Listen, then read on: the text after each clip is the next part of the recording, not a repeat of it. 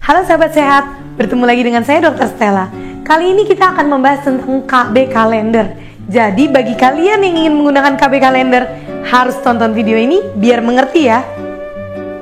Sebelum lanjut ke videonya, tekan tombol subscribe dulu ya, yang warna merah. Dan jangan lupa tekan juga tombol loncengnya, agar mengetahui video terbaru dari Dr. Stella. Terima kasih, semoga sehat selalu ya. Oke, kita sekarang masuk ke KB kalender.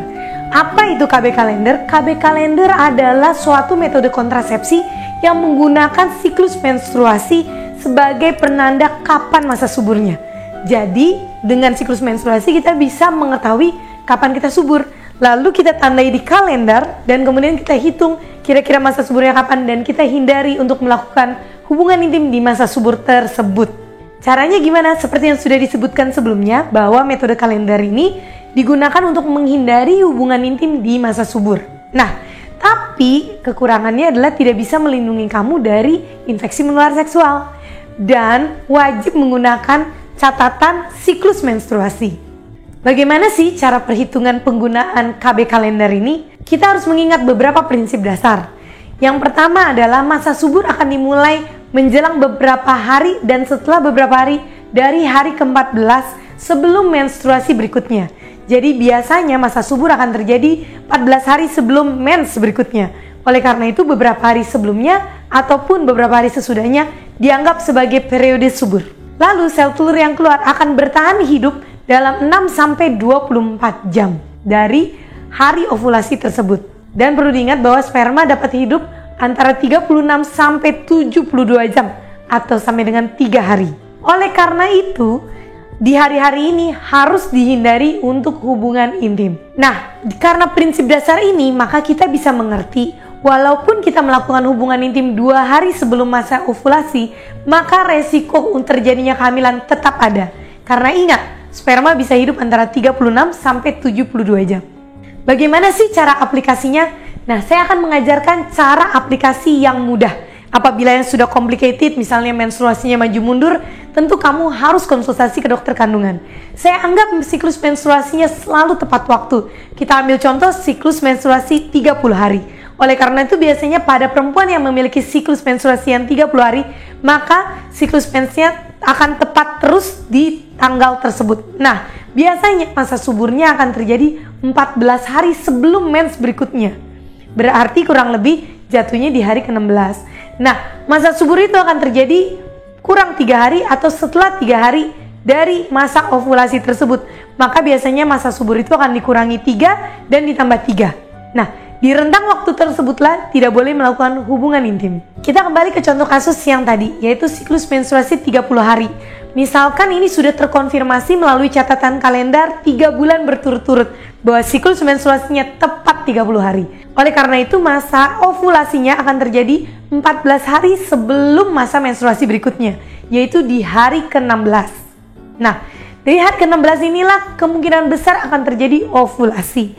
Dari tanggal hari ke-16 ini kita kurangi 3 dan kita tambahkan 3. Jadi dari hari ke-13 sampai hari ke-19 dari menstruasi hari pertama tidak boleh melakukan hubungan intim karena dianggap itu adalah masa subur. Sedangkan di luar hari ke-13 sampai ke-19 dianggap tidak subur dan boleh melakukan hubungan. Nah, banyak yang bertanya seberapa efektif sih KB kalender ini? Efektivitas KB kalender ini sangat tergantung dari siklus menstruasi kita. Apabila siklus menstruasi kita sangat tepat waktu, maka efektivitasnya sangat tinggi. Tapi perlu diingat juga beberapa faktor yang memengaruhi. Faktor-faktor tersebut adalah nomor 1, seberapa teraturnya siklus menstruasi yang ada. Jadi kadang-kadang siklus menstruasi tidak tepat waktu, kadang maju, kadang mundur. Nah, makin rentang maju mundurnya makin besar, maka kemungkinan kegagalan juga makin besar. Lalu yang kedua adalah bagaimana kita bisa men-tracking atau mendeteksi kapan kita subur.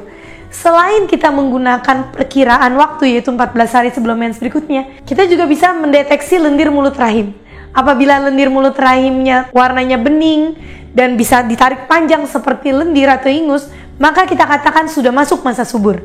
Disinilah kita harus berhati-hati. Dan yang terakhir adalah kepatuhan pasangan untuk melakukan hubungan intim tidak di antara masa-masa subur tersebut. Metode kalender ini sangat efektif apabila pasangan yang sedang melakukan KB kalender ini tertib melakukannya sesuai dengan tanggalan yang sudah dicatat. Nah, kita sekarang masuk ke kelebihan dari KB kalender. Apa sih kelebihannya? Tentunya KB kalender ini tidak mengharuskan kita menggunakan obat-obat hormonal. Ini adalah nilai tambah yang luar biasa. Karena seperti yang kita tahu, KB hormonal memiliki beberapa efek samping. Selain itu, ini adalah salah satu metode kontrasepsi yang paling aman dan murah. KB kalender ini tidak memerlukan penggunaan alat-alat tertentu sehingga tidak memiliki efek samping. Dan KB kalender ini dapat diberhentikan dengan segera apabila ingin segera memiliki momongan. Dan tidak ada waktu tunggu, tidak seperti KB hormonal. Pada KB hormonal kita memiliki waktu tunggu sehingga menstruasi kita kembali natural lagi. Tapi pada KB kalender tidak terjadi. Bulan berikutnya bisa langsung hamil. Namun demikian, ada beberapa kekurangan dari KB kalender, yaitu KB kalender tidak bisa melindungi kita dari infeksi menular seksual seperti HIV, ataupun hepatitis, ataupun penyakit seperti chlamydia dan lainnya. Nah, selain itu mengharuskan kita untuk rajin mencatat siklus menstruasi. Terutama sebelum kita memulai KB kalender ini, kita harus memiliki catatan menstruasi 3-6 bulan sebelumnya untuk melihat keteraturan siklus menstruasi kita. Apabila siklus menstruasi kita tidak teratur, tidak dianjurkan untuk menggunakan KB kalender ini. Selain itu, KB kalender ini mengharuskan tidak boleh melakukan hubungan intim di masa-masa subur. Jadi beberapa hari sebelum masa subur dan setelah beberapa hari yang dianggap dari masa subur.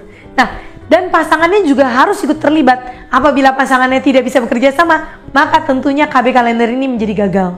Tingkat kegagalan KB kalender juga lebih tinggi dibandingkan alat kontrasepsi lainnya.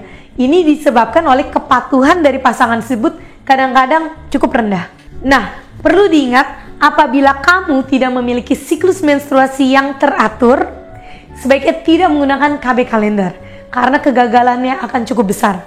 Segera konsultasikan ke dokter kandungan kamu untuk menentukan KB apa yang paling baik untuk diri kamu. Nah, KB kalender ini tidak bisa langsung digunakan untuk pada beberapa kasus. Contohnya, 1. Pasien-pasien yang baru saja menerima terapi hormonal. 2. Yang baru saja melahirkan karena biasanya lanjut menyusui dan biasanya selama 6 bulan tidak akan mengalami menstruasi. Oleh karena itu kita tidak pernah bisa mendeteksi kapan masa suburnya. Yang ketiga adalah apabila baru berhenti menggunakan KB hormonal. Ingat, KB hormonal memiliki masa tunggu untuk hormon kita kembali normal lagi. Oleh karena itu, apabila kita baru stop KB hormonal, kita memerlukan 3-6 bulan untuk melihat menstruasi kita, berapa hari siklus menstruasi kita, dan dilakukan pencatatan. KB kalender ini juga tidak cocok bagi orang-orang yang sedang menjelang masa menopause atau perimenopause, di mana siklus menstruasinya menjadi sangat jarang. Dan ditekankan sekali lagi, tidak cocok untuk yang memiliki siklus menstruasi yang tidak teratur, contohnya pada penderita PCO. Nah, demikianlah tentang KB kalender. Jangan lupa kalau ada pertanyaan tulis di kolom komen. Dan jangan lupa untuk subscribe, like, dan share ya. Dah, sampai ketemu, salam sehat selalu.